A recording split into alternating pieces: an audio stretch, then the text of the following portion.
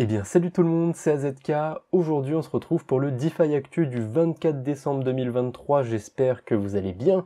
On va commencer tout de suite par Moonriver. Voilà, c'est le 24, ça va être le réveillon ce soir, donc je vais essayer de faire une émission pas trop longue. Après vous pouvez la regarder plus tard, c'est pas très grave, mais pour ceux qui le regardent le 24, j'essaye de faire un truc assez court. Donc on commence par Moonriver, il s'est passé quelque chose... je sais pas trop ce qui s'est passé d'ailleurs, je vais pas trouvé, mais je suis à peu près sûr que c'est un délire encore autour des inscriptions, et le token de Moonriver a pumpé. Alors, j'ai pas eu le temps de vérifier, si c'est autre chose que les inscriptions, n'hésitez pas à me le dire en commentaire, je suis assez curieux. J'ai vu aussi Moonbeam qui avait pumpé et d'autres blockchains dans l'écosystème Polkadot, mais dans le cas de Moonriver, et je pense que c'est pas le seul cas, quand on prend un petit peu plus de recul, c'est clairement ridicule, hein. Il avait fait un ATH à plus de 200$, et là, on peine à atteindre une vingtaine de dollars. Bon, le graphique là, il a un petit peu de retard parce qu'il est, il est monté à plus de 20$. Je me demande s'il n'est pas même monté à 30$ d'ailleurs, le token de Moonriver. En soi, il a plutôt bien performé à court terme, mais c'est vrai que quand on regarde depuis quelques mois, il y a un sacré décalage. Et justement, ça me faisait marrer parce que je repostais le tweet de quelqu'un qui disait que c'est un x50 garanti en bull run. Moi honnêtement, hein, quand je regarde ce graphique-là, ça me fait plutôt peur, hein. On dirait un exit scam, le truc avec la petite bougie verte là d'un coup. J'ai rien contre Moonriver ou quoi que ce soit, mais j'ai déjà exploré la DeFi de ce côté-là et bon, il y a pas grand-chose en fait. J'allais dire à part, mais non, je confonds. J'allais citer un protocole qui est sur Moonbeam justement et pas sur Moonriver. Donc non. Et Moonriver, ils ont aussi souffert de multi-chain puisque certaines cryptos étaient bridgées par multi-chain. Donc je sais pas trop ce qui se passe du côté de Moonriver. En tout cas, voilà, Polkadot revient un petit peu sur le devant de la scène, puisque si on regarde le nombre de transactions quotidiennes sur la relay chain de Polkadot, on a atteint un pic à 7 millions de transactions quasiment sur une journée, c'est assez dingue. Il y a des chances hein, qu'on atteigne les 7 millions dans les prochains jours, et peut-être même plus encore, ça m'étonnerait pas. Est-ce que, encore une fois, c'est lié aux inscriptions ou quoi, j'en sais rien. Mais mon petit doigt me dit qu'il y a de grandes chances que ce soit ça, vu qu'en ce moment c'est quand même la grosse hype du moment. Et pour terminer un petit peu sur le gros de la spéculation, les projets qui pumpent dans tous les sens, on a aussi Boba. Alors lui, un peu plus spécial, c'est peut-être encore une fois par rapport aux inscriptions, mais faut savoir un truc par rapport à Boba, c'est que FTX, ils ont a priori, d'après cette source, 20% des tokens Boba. Je sais pas si c'est réel, si c'est bien 20%, mais en tout cas je me souviens qu'ils avaient plein de tokens Boba. Il y a NIR aussi, il y avait évidemment Solana, et le point commun entre ces trois projets que je viens de citer, c'est qu'ils ont plutôt bien performé ces dernières semaines, hein, surtout Solana bien évidemment. Je sais pas, c'est bizarre. On dirait qu'il y a certains projets qui commencent à digérer un petit peu cette crise FTX, on va dire, mais c'est bizarre parce que ça arrive quand même à un moment où on sait que FTX, ils ont encore plein de cryptos à vendre, ça avance du côté du procès FTX pour le remboursement des utilisateurs, etc. Et je trouve ça quand même très particulier que toutes les cryptos sur lesquelles sont investis FTX, ou étaient investis, peu importe, toutes les cryptos que détiennent FTX pump en ce moment. Ça me rend un petit peu méfiant. Alors j'ai rien encore une fois contre tous ces écosystèmes. Solana, j'en ai même fait une grosse vidéo sur la chaîne principale, donc c'est pour dire que je ne suis pas contre ces écosystèmes. Mais je serais quand même prudent si j'étais vous parce que on sait jamais. Ça sent, pour le coup là, ça sent un peu l'exit, pas l'exit scam, mais ouais, ça sent les bags qui vont être dumpés du côté d'FTX. Après, on verra bien, je peux me tromper. Et en parlant de Sol d'ailleurs, il avait atteint la barre des 100$. Voilà, il l'avait titillé il y a pas très longtemps et là il a carrément explosé. Je crois que son ATH il était autour des 250$ pour Solana. Je me souviens plus du tout. Il y a un graphique en dessous, mais il est pas assez précis. Il me semble que c'était autour des 250$. On verra si Solana nous fait un nouvel ATH sur ce cycle. En tout cas, il a quand même bien digéré ce bear market. À voir ce qui va se passer quand FTX va commencer à vendre des cryptos sérieusement. Ouais, je me demande s'il va pas y avoir un beau retracement de ce côté-là et de NIR, Boba et d'autres projets sur lesquels il serait investi. Hit9 qui a fait un post assez intéressant, je trouve. J'ai testé pour vous. Prendre les calls au hasard des tickers que je vois passer sur X, c'est 100% un échec. Alors, je vous dis surtout pas d'aller faire la même chose que lui, mais je suis à peu près sûr que si vous faisiez la même chose que Hit9, en tout cas que ce qui est écrit sur ce tweet, vous aurez le même constat. Bien souvent, quand vous voyez un truc sur X, soit c'est des posts pour essayer de surfer sur une hype et faire un petit peu de visibilité, soit c'est quelqu'un qui a déjà un bac dans une crypto et qui espère que vous allez en acheter pour faire monter le cours pour qu'il puisse vendre sur votre gueule. Alors je sais qu'il y a plein de gens qui ont un contenu autour du dénichage de pépites crypto, et même moi j'ai déjà fait ça, mais je trouve qu'il y a un bon côté spéculation et un mauvais côté spéculation. Je m'explique un petit peu. Parier juste sur un shitcoin avec un avatar de chien ou quoi que ce soit, je trouve ça un petit peu débile et dénué de sens, mais il y a quand même certains aspects spéculatifs, on va dire, qui peuvent être intéressants. Le fait de faire des recherches sur un projet, de se dire qu'il peut se passer quelque chose sur tel ou tel domaine. Moi, par exemple, de mon côté, sur Discord, j'avais fait quelques recherches du côté de la DeFi, et j'avais vu que certaines blockchains, certains écosystèmes étaient complètement sous-évalués, alors que d'autres étaient surévalués. J'en ai parlé un petit peu sur une vidéo assez récente sur la chaîne principale, c'est cette vidéo-là, et justement, je parlais un petit peu de l'écosystème de Base, qui est sous-évalué, selon moi, et il me semble que j'avais pris aussi la comparaison dans cette vidéo de l'écosystème Chronos, qui est complètement surévalué, et j'aime bien cet aspect où, même si dans le lot, il y a des projets qui seront sûrement plus là dans 2-3 ans, mais l'aspect faire des recherches, voir qu'il y a un potentiel sur un projet pour spéculer dessus, je trouve ça plus intéressant. Après, c'est que mon avis, bien évidemment, et pour parler un petit peu de spéculation avec des recherches derrière, j'ai quelque chose du côté du token Ape. Alors, je suis pas du tout fan de ce token parce que je l'avais déjà taclé dans une vidéo, je sais plus du tout laquelle, mais il a des tokenomics qui sont juste toutes pourries. Alors, commence à y avoir déjà pas mal de tokens qui ont commencé à être vestés, ça se voit au niveau du cours du Ape, hein. Il s'est fait défoncer pendant ce bear market et on a l'impression qu'il est encore en bear market. Et là, il y a une proposition qui est assez intéressante sur la gouvernance d'Arbitrum, c'est Horizon Labs qui collaborerait avec justement Off-Chain Labs et le projet Ape justement. C'est qui déjà? C'est Yuga Labs qui est derrière Apecoin. En gros, ils collaboreraient pour créer la Ape Chain. Voilà, une sorte de layer 2 autour du Apecoin, autour des Bored Ape, etc. Pourquoi pas, ça peut donner quelque chose. En plus des layer 2, enfin en tout cas des blockchains qui s'appuieraient sur Arbitrum, il y en a pas vraiment pour l'instant, à part Arbitrum Nova et Stylus, mais c'est deux projets d'Arbitrum, donc c'est un peu de la triche. Alors qu'Optimism, ils ont des blockchains qui se sont développés sur leur kit. ZK Sync, ils ont leur kit qui est prêt, donc a priori il y a des blockchains qui vont se développer dessus. Arbitrum, j'avoue que j'ai pas trop entendu parler de projets qui s'étaient lancés sur le kit d'Arbitrum, etc. Bon, on verra ce que ça va donner. Pour l'instant, c'est une proposition, mais ça peut être intéressant. Ça peut peut-être relancer un petit peu de hype autour de Apecoin. Donc, je suis pas encore à aller mettre tout mon portefeuille sur le token Ape. Hein, faut pas déconner non plus. Mais je commence à garder un œil sur le token Ape, sur le projet, voir s'il y a des choses qui pourraient apparaître. On a eu un gros dump, un gros bear market aussi sur les NFT du côté d'Ethereum. Ça a pas l'air d'être trop reparti, j'ai l'impression. Après, ça c'est peut-être que ma sensation, j'ai pas spécialement été voir en détail. Du côté de Solana, il y a une grosse hype des NFT.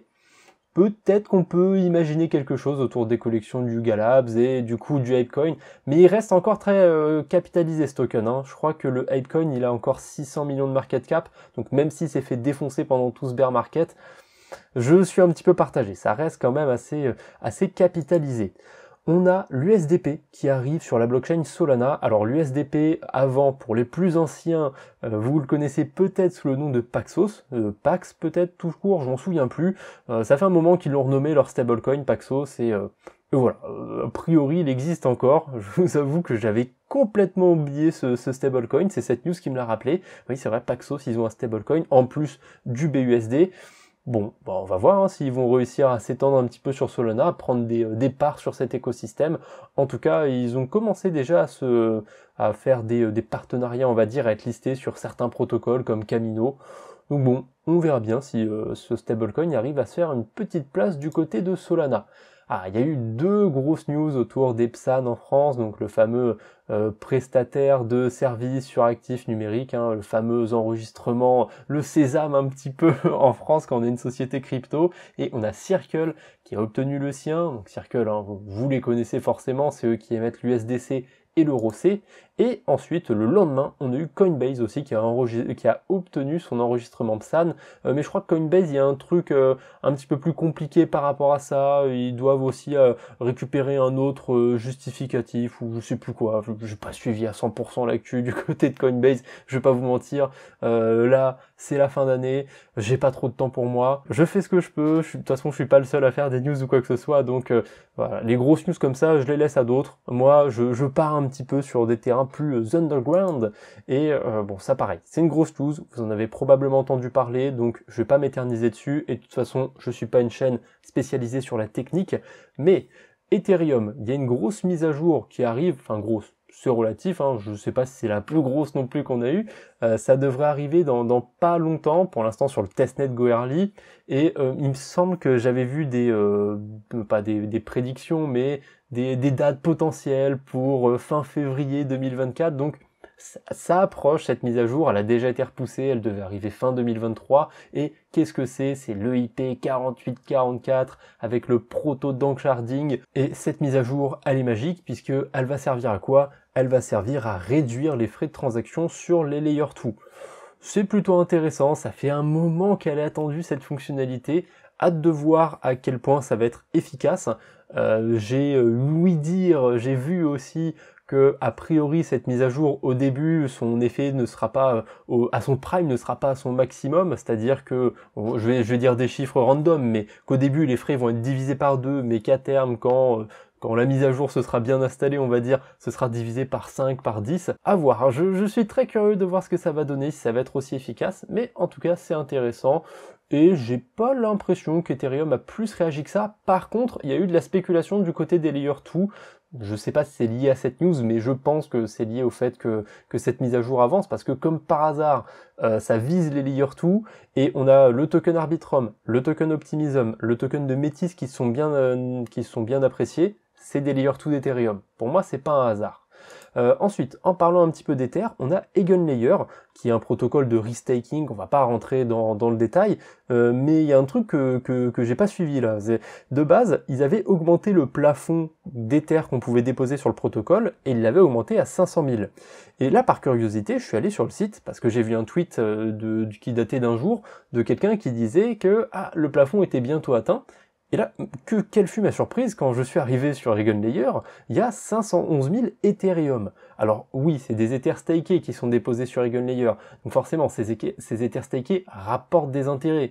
Mais en quelques heures ou en un jour ou deux, ils auraient rapporté 11 000 Ethers d'intérêt.